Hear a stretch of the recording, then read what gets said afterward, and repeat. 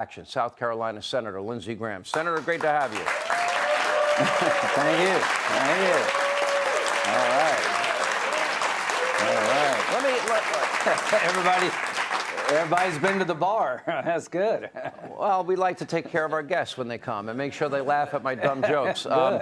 Listen, this is serious, though. Totally. It looks like the DOJ is doing the bidding. That we're going to have 4 trials against Donald Trump in the middle of a primary season in a presidential election year. And I'm kind of guessing that he's not going to have the fairest of juries in New York City and Washington, D.C. and Fulton County, Georgia, heavily Democratic areas, I mean, big time. So he could be found guilty, and then his appeal will be after the presidential election, where he would be likely to succeed legally. Is that a good theory? Yeah, I think so. Here's what I want people to understand, that President Trump is being prosecuted in Manhattan, where he got 17% of the vote, the District of Columbia, where he got 5% of the vote, and Fulton County, Georgia, where he got 24% of the vote. He's being prosecuted in a way to make challenging an election a crime just for him. Stacey Abrams said it best: it's hard to concede when you think you were cheated. Well, here's the standard. You can claim you're cheated if you're a Democrat. If you claim you're cheated as a Republican, they're going to try to put you in jail. Remember the Russian hoax, the Mueller investigation?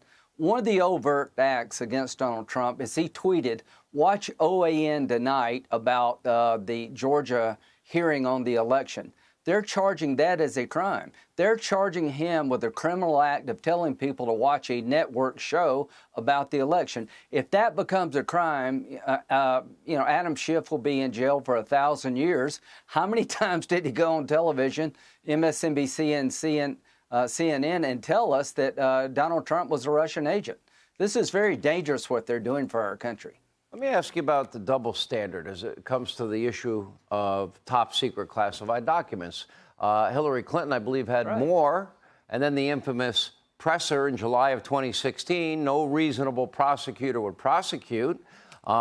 We now know from the Durham report, we learned a lot from the Horowitz report, but the Durham report said that Operation Crossfire Hurricane never should have happened. He couldn't corroborate a single item in the Steele dossier, but neither could the FBI prior to using that dossier in 4 FISA warrants, and it says verified.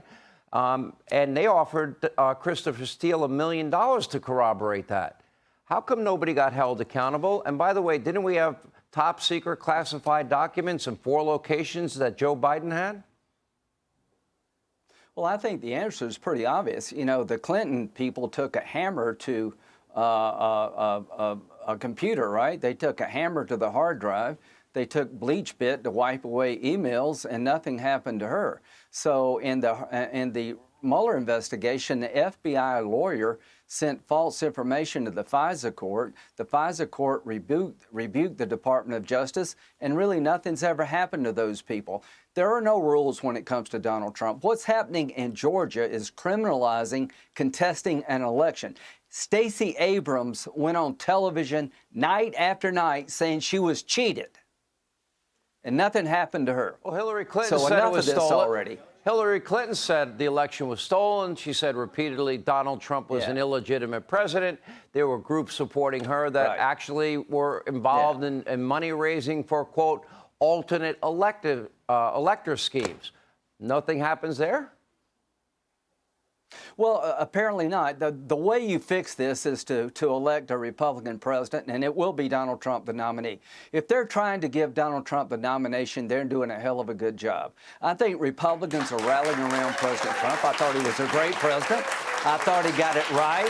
He secured our border. He killed the terrorists. We're energy independent. We've lost all that. This is an effort to destroy Trump because they fear him the most. That's what this is about. They've got prosecution after prosecution right in the middle of the primary season to take this guy down. And they do the same damn thing and nothing happens to them, right? Well, that's not the America I want to pass on to the next generation. How do you fix it? Fire the people in charge. All right, Senator Lindsey Graham, thank you.